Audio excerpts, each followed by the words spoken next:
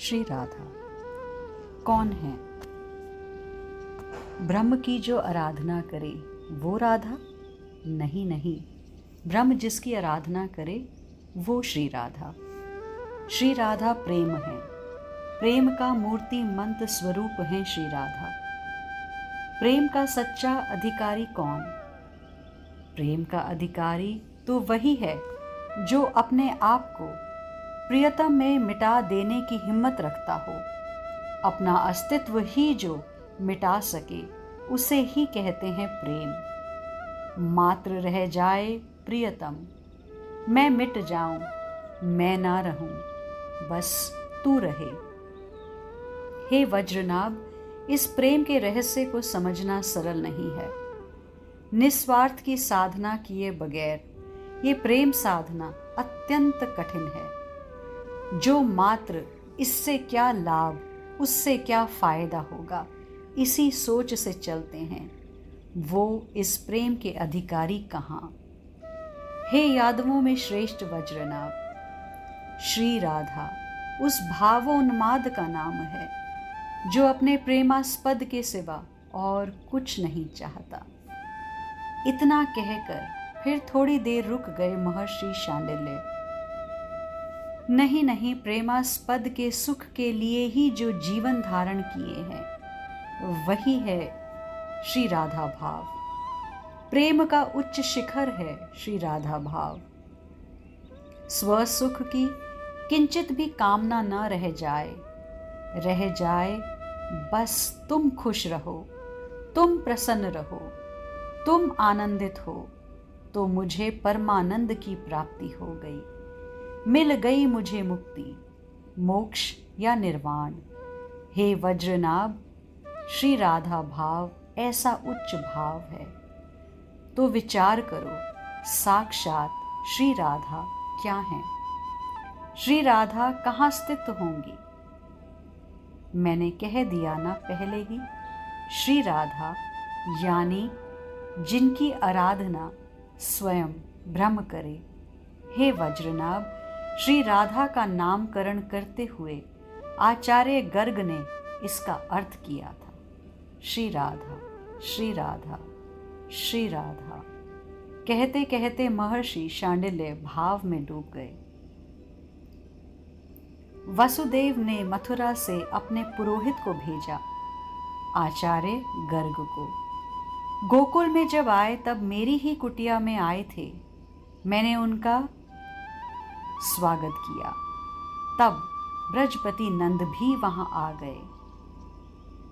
मैं नामकरण करने आया हूं, मुझे वसुदेव ने भेजा है रोहिणी नंदन का नामकरण करने। आचार्य ने बड़े संकोच पूर्वक कहा था। मैंने उनका संकोच दूर करते हुए कहा, नहीं, आपको नंद नंदन का भी नामकरण करना होगा। पर पुरोहित तो आप हैं ब्रजपति के। आचार्य ने मेरी ओर देखा। पर आपको पता है और मेरे यजमान को भी पता है, मैं कर्मकांडी नहीं हूँ। मुझे ज़्यादा रुचि भी नहीं है कर्मकांड में। ज्योतिष विद्या तो मुझे बहुत नीरस लगती है। मैंने हाथ पकड़ा ब्रजपति का और कहा, हम दोनों में कोई स्पर्धा नहीं है, इसलिए आप आनंद से आचार्य गर्ग के द्वारा अपने पुत्र का भी नामकरण करवा लें, ये मेरी आज्ञा है। पर अभी भी संकोच हो रहा था आचार्य को कि कैसे मैं दूसरों के यजमान को अपना बना लूं। मैंने आचार्य को सहज बनाते हुए एक हास्य कर दिया। आचार्य, पूछो ब्रजपति से, अन्नप्राश संस्कार के दिन क्या हुआ था? प्रारंभ में ही ग्रह पूजन होना था, पर मैं तो उन ग्रहों के नाम ही भूल गया। फिर इन्होंने ही मुझे नाम बताए, तब पूजन होता रहा। मैं तो ऐसा ही हूँ। ब्रजपति चरणों में गिर गए थे मेरे और बोले, भगवान, आप जैसा महर्षि, आप जैसा देहातीत विरक्त आत्मा और कौन होगा? ऐसा महात्मा जो नवग्रहों में भी नारायण का दर्शन करके आनंदित हो उठता है। ब्रजपति मेरे प्रति बहुत श्रद्धा रखते हैं, पर मेरे आग्रह के कारण नामकरण संस्कार कराना आचार्य ने भी स्वीकार किया और ब्रजपति ने मेरी आज्ञा मानी। कृष्ण नाम रखा था नंद नंदन का और रोहिणी नंदन का नाम राम। नामकरण करके मेरी ही कुटिया में आए थे आचार्य। नारायण है कृष्ण, हे महर्षि, मैंने उनके चरणों में वो चिन्ह देखे जो चिन्ह नारायण के चरणों में है। गद गद भाव से बोल रहे थे आचार्य गर्ग। क्या इनकी आह्लादनी के दर्शन नहीं करोगे? मैंने मुस्कुराते हुए पूछा। क्या उनका भी प्राकट्य हुआ है? ये नारायण के अवतार नहीं हैं, ये स्वयं अवतारी हैं। स्वयं श्री श्याम सुंदर निकुंज से अवतरित हुए हैं, तो वो अकेले कैसे आ सकते हैं? आचार्य मेरे सामने हाथ जोड़ने लगे। कृपया आप ही कर सकते हैं। वो कहाँ प्रकटी हैं, आप बताएं। प्रेम की सुगंध को छुपाया नहीं जा सकता। आप जाइए, आपको जिस ओर से वो प्रेम की सुवास आती मिले, बस चलते जाइए। मुस्कुराते हुए कहा। आचार्य को शीघ्रता थी आह्लादनी के दर्शन करने की, उस ब्रह्म के साकार प्रेम को देखने की। वो मेरी कुटिया से बाहर निकले और चल पड़े जिधर से आह्लादनी खींच रही थी उन्हें। हे वज्रनाभ, जब बरसाने पहुंचे आचार्य गर्ग, तब उन्होंने मार्ग में ही वृषभानु जी के दर्शन पाए। उन्होंने आचार्य के चरणों में प्रणाम किया। आप कहाँ से पधारे आचार्य? आज आपके चरणों को पाकर ये बरसाना धन्य हो गया। मैं तो ब्रजपति नंद के पुत्र का नामकरण करवा के आ रहा हूँ। ओह, तो फिर आपको मेरे महल में चलना ही पड़ेगा और मेरा आतिथ्य स्वीकार करना ही पड़ेगा। विशेष आग्रह करने लगे थे वृषभान जी। आचार्य की इच्छा पूरी हो रही थी। वो इसलिए तो आए थे बरसाने में, ताकि एक झलक दर्शन के मिल जाएं श्री किशोरी जी के। वो गए महल में। कीर्ति रानी ने प्रणाम किया। फिर वृषभानु जी ने उन्हें एक उच्च आसन में बिठाकर उनका पूजन किया। पर आपकी पुत्री कहाँ है? आचार्य अपने को पूजवाने तो आए नहीं थे, उन्हें तो दर्शन करने थे स्वामिनी के। हे आचार्य, मेरी और मेरी अर्धांगिनी की इच्छा है कि अगर तिथि मुहूर्त आज का ठीक हो तो आज ही नामकरण संस्कार आप कर दें। हाथ जोड़कर वृषभान जी ने कहा। ठीक है। इतना कहकर मुहूर्त का विचार करने लगे आचार्य गर्ग। पर कुछ ही देर में उनका मुखमंडल प्रसन्नता से चमक उठा। आज के जैसा मुहूर्त तो वर्षों बाद भी नहीं आएगा। कीर्ति रानी अपने महल में गईं। वृषभानु जी आनंदित हो यमुना स्नान करने चले गए और इधर पूजन की तैयारियां आचार्य ने शुरू की। सामग्रियां सब ला कर ग्वाले देने लगे, जो जो मांगते गए आचार्य। पर नामकरण संस्कार की तैयारियों में तो विलंब हो जाएगा, क्योंकि मेरे साथ यहाँ कोई भी विप्र नहीं है। महर्षि शांडिल्य ने मुझे गोकुल में 7 विप्र दिए थे। हे वज्रनाभ, इतना सोच ही रहे थे आचार्य कि तभी आकाश मार्ग से नव योगेश्वर उतरने लगे बरसाने में। उनके साथ साथ ऋषि दुर्वासा भी आ गए। दुर्वासा ऋषि को देखकर आचार्य गर्ग चौंक कर खड़े हो गए। हाँ, आह्लादनी के दर्शन का लोभ हम भी छोड़ नहीं पाए, इसलिए हम भी आ गए। ऋषि दुर्वासा ने हंसते हुए कहा। इनके दर्शन का लोभ स्वयं ब्रह्म नहीं त्याग पाते तो हम क्या हैं? हमको आप बस सेवा बताइए, हम आपकी सहायता करेंगे आह्लादनी के नामकरण संस्कार में। कृपा करें। नव योगेश्वरों ने हाथ जोड़े। अच्छा, ठीक है, आप लोग अपना परिचय छुपाइएगा, बरसाने में किसी को पता ना चले, क्योंकि प्रेम जितना गुप्त रहता है वो उतना ही खिला और प्रसन्न रहता है। बड़ी प्रसन्नता से आचार्य गर्ग की बात सबने मानी और तैयारियों में जुट गए। हो गई सारी तैयारियां, महाराज और रानी को बालिका के साथ बुलाया जाए। आचार्य ने महल के सेवकों से कहा।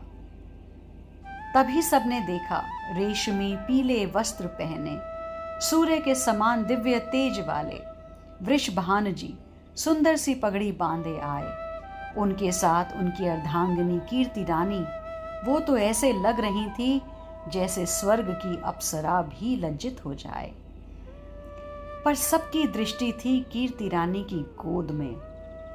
दाहिने भाग में कीर्ति रानी बैठी, कीर्ति रानी के बाएं भाग में वृषभानु जी विराजे हैं।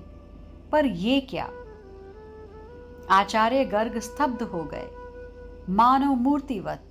आचार्य ही क्यों, महर्षि दुर्वासा और नवयोगेश्वर भी। वो दिव्य तेज प्रकाश का पुंज कीर्ति रानी की गोद में हिल डुल रहा था। चरण जब थोड़े हिलाए आह्लादनी ने, आह, समाधि सी ही लग गई थी आचार्य गर्ग की तो। शंख, चक्र, गदा, पद्म सारे चिन्ह हैं। जो जो चिन्ह श्री कृष्ण के चरणों में हैं, वही चिन्ह आह्लादनी के भी चरण में है।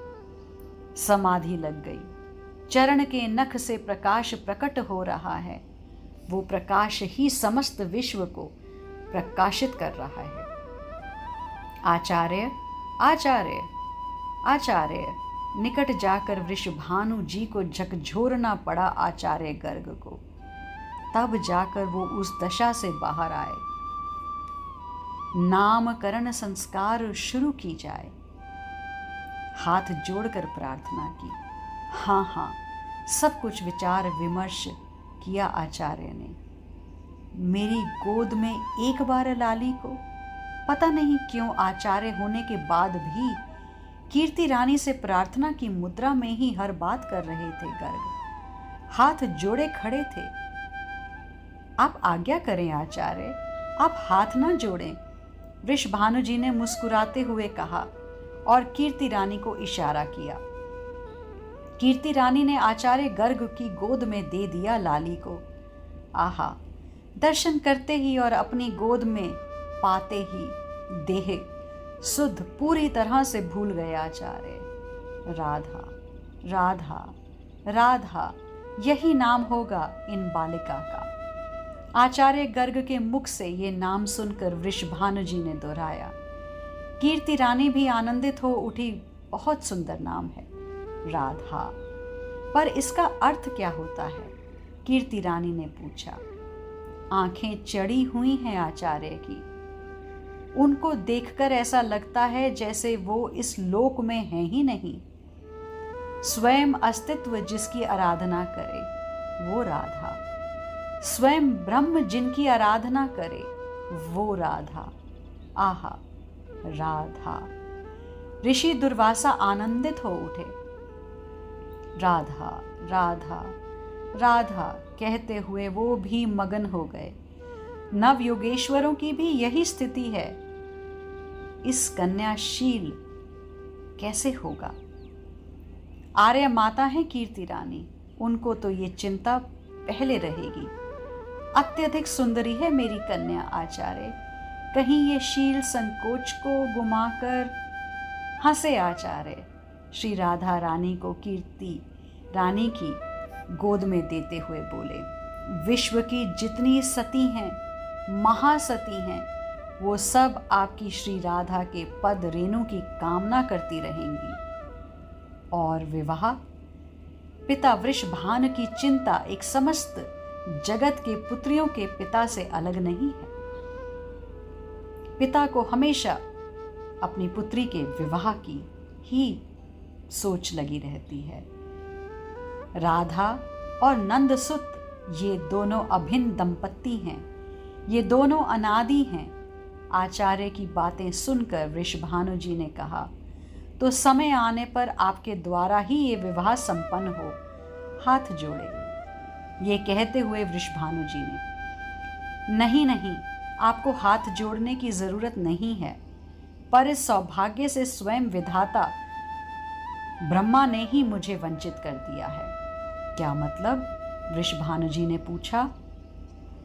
इस सौभाग्य को, इस परिणय सूत्र को विधाता ब्रह्मा जी स्वयं लेना चाहते हैं, इसलिए वही इन दोनों का विवाह करवाएंगे। इतना कहकर आचार्य मौन हो गए।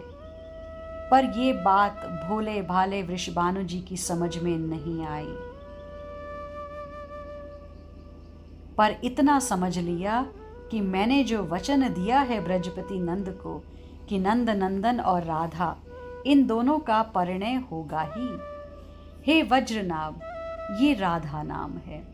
इस नाम का जो नित्य जाप करता है उसे पराभक्ति प्राप्त होती ही है।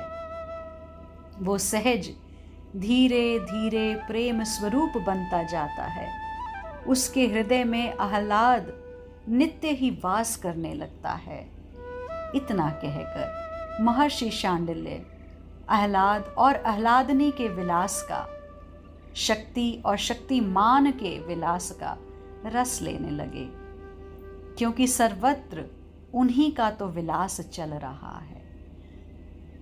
पराभक्ति प्रदायनी करी कृपा करुणानिधि प्रिय। आज के लिए इतना ही, शेष आगे।